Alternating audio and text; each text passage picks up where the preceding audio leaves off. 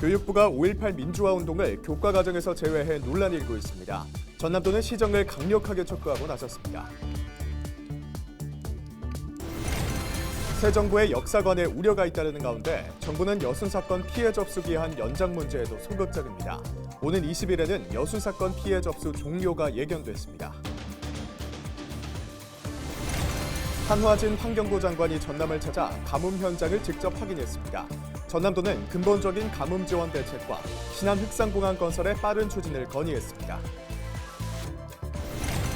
보훈군이 우주발사체 클러스터 특화지구로 지정됐습니다. 국비 1조 6천억 원이 투입돼 민간인 발사체 산업단지가 조성될 전망입니다.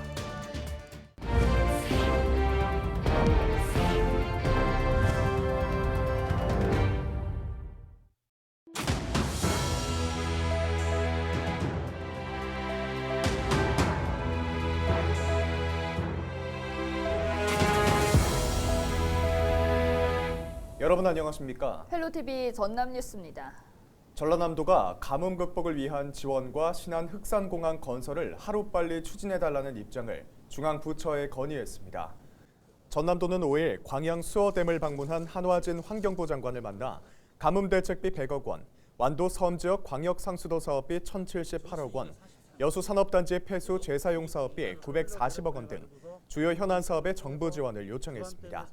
특히 신안 흑산공항 건설과 관련해서도 해상 국립공원의 구역 변경 계획이 지지부진한 만큼 심의가 서둘러 진행될 수 있도록 협조를 당부했습니다.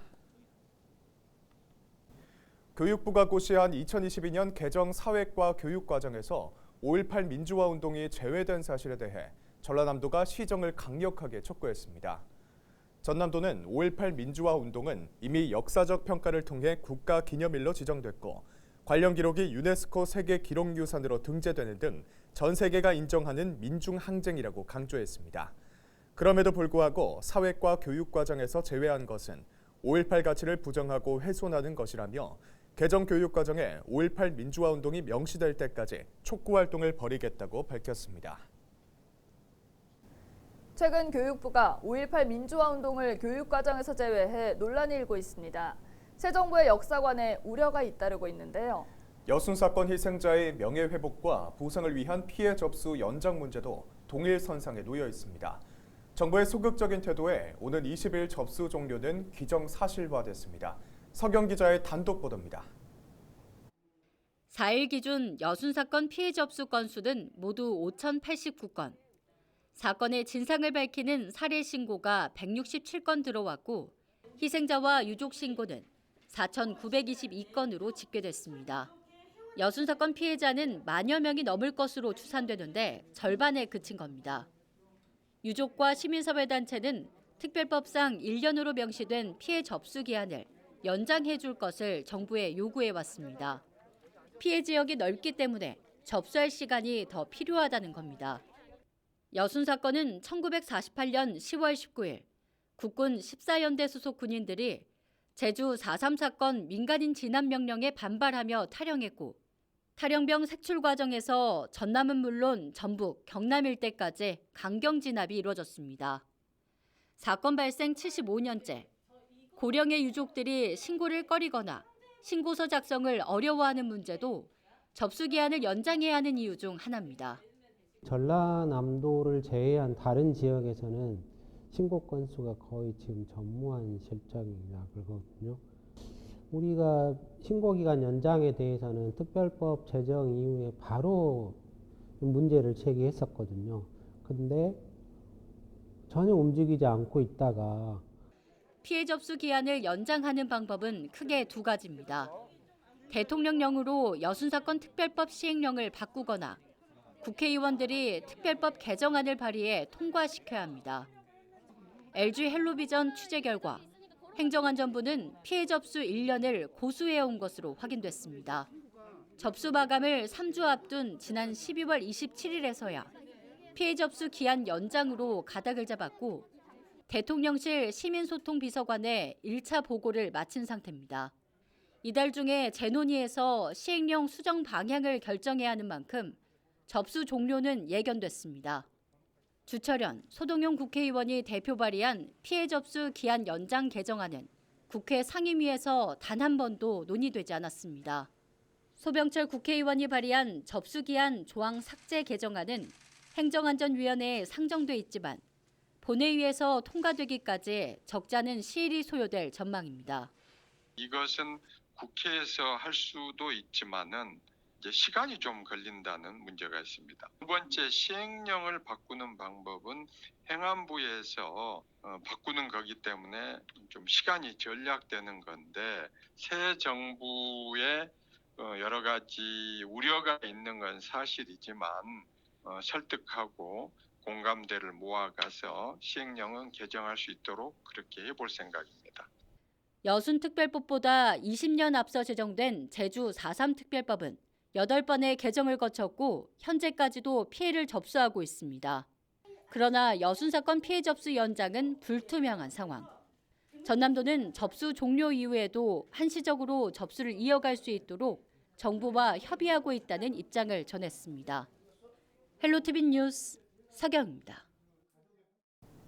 지난해 한국형 발사체 누리호의 성공적인 발사로 국내 우주 산업 육성에 대한 관심과 기대가 높아지고 있습니다. 특히 고흥군은 우주 발사체 특구 지정에 각종 국비를 지원받게 되면서 산업 육성에 날개가 달렸습니다.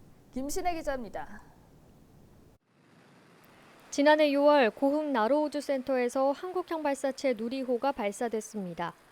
최종 임무 완수가 확정된 순간 연구진을 포함한 전 국민은 벅찬 감동으로 가득 찼습니다. 누리호 발사 성공은 국내 우주 산업 발전의 신호탄이 됐습니다.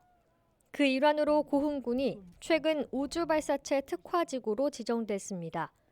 앞으로 2031년까지 정부 예산 1조 6천억여 원을 들여 나로우주 센터를 중심으로 민간인 발사체 산업단지가 조성됩니다. 또 우주비행사 훈련 프로그램 등 우주과학 교육과 체험시설도 생길 예정입니다. 기본계획 용역비 5억 원도 올해 정부 예산으로 확보됐습니다.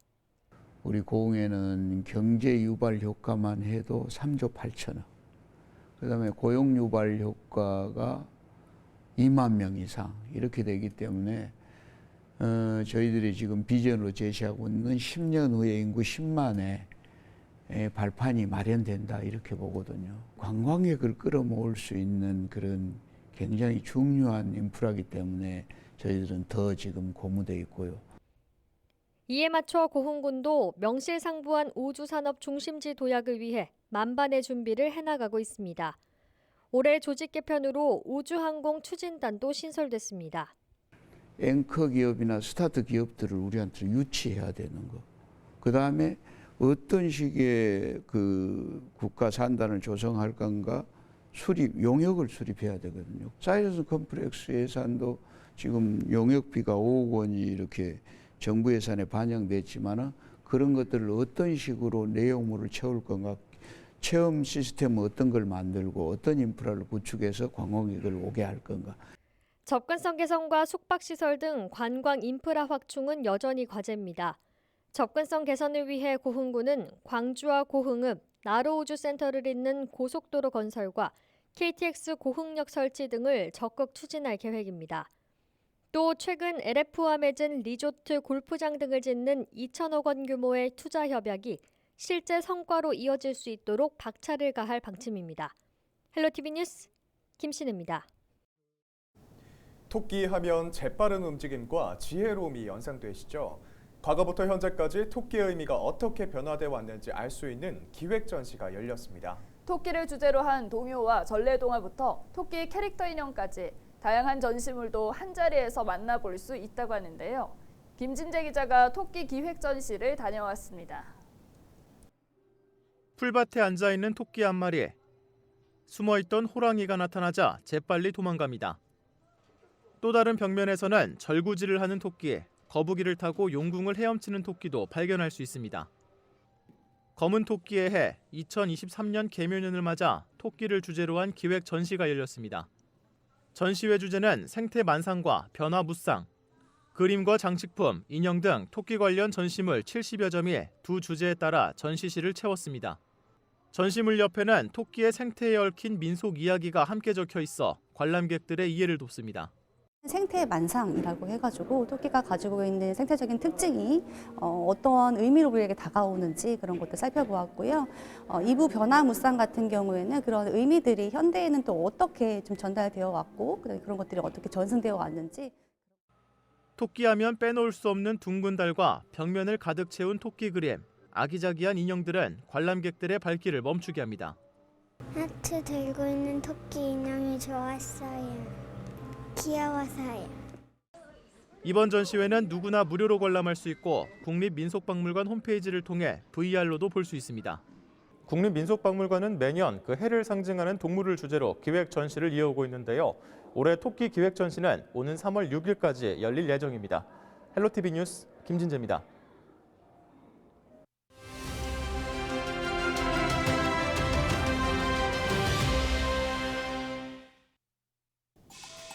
고양이 손이라도 빌리고 싶다. 요즘 여기저기 일터에서 나오는 푸념 섞인 말인데요. 이미 들판과 바다는 외국인 노동력에 의존한 지 오래됐습니다. 그만큼 외국인들이 대접을 받고 있는 실정인 건데요. 다른 산업 현장이라고 다를까요? 오랜만에 호황이 찾아온 조선업계. 일감은 넘치는데 정작 일할 사람을 구하지 못해 외국인을 확보해달라며 아우성입니다. 중소형 공장이나 제조업 분야도 사정은 마찬가지인데요. 그래서 정부가 올해부터 약 20년 묵은 고용 관련 제도를 손보기로 했습니다. 우리나라에 일하러 온 외국인들에게 최대 10년 동안 일할 수 있도록 기회를 보장하기로 한 건데요. 외국인이 일할 수 있는 범위도 더 넓어집니다. 보모와 가사도우미, 간병인과 요양보호사. 이 일은 그동안 내국인과 중국 동포만 할 수 있었던 일인데요. 올해부터는 모든 외국인에게 가사 돌봄을 할 수 있는 길이 열렸습니다. 일부 서비스 업종인 택배 상하차 분야도 앞으로는 합법적으로 외국인 고용이 가능할 것으로 보이는데요. 외국인의 체류 여건도 더 나아질 전망입니다. 기숙사를 제공하거나 주거 환경을 개선해주기로 한 지자체에는 외국인이 우선 배정됩니다. 정부가 고용제도를 손질함에 따라서 이제 산업 현장에 숨통이 트이게 됐는데요. 하지만 인구 소멸, 지방 소멸 위기 때문에 갈수록 외국인 노동력 의존도가 높아진다는 사실이 씁쓸한 현실입니다. 지금까지 데일리 브리핑이었습니다.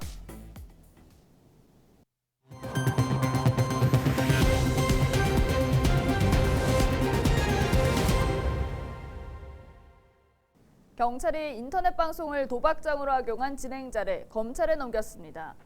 전남경찰청 사이버범죄수사대는 지난 2020년 12월부터 인터넷 개인 방송에서 화폐로 바꿀 수 있는 가상 선물, 이른바 별풍선을 판돈 삼아 룰렛 도박을 진행한 혐의를 적용해 진행자 A씨를 검찰에 송치했습니다. A씨는 룰렛에 당첨된 시청자에게 순금이나 상품권을 제공했고 1,700만 원어치의 불법 수익을 올린 것으로 알려졌습니다. 전라남도가 새해 청년 체감형 지원 시책을 대폭 늘렸습니다. 전남도는 청년 종합지원 공간인 청년문화센터를 순천과 무안에 건립할 계획이라고 밝혔습니다. 청년문화센터는 창업 인큐베이터와 공유 오피스, 전시장, 체육시설 등이 갖춰질 전망입니다. 또한 청년 부부 결혼 축하금 200만 원과 청년 문화복지카드 20만 원을 지원해 복지 문화 혜택을 확대한다고 설명했습니다. 무안군이 코로나19와 물가 상승으로 어려움을 겪는 국민을 위해 지원금을 지급합니다. 무안군은 오는 12일부터 다음 달 24일까지 모든 국민을 대상으로 1인당 10만 원씩 4차 재난지원금을 무안사랑 상품권으로 지급합니다.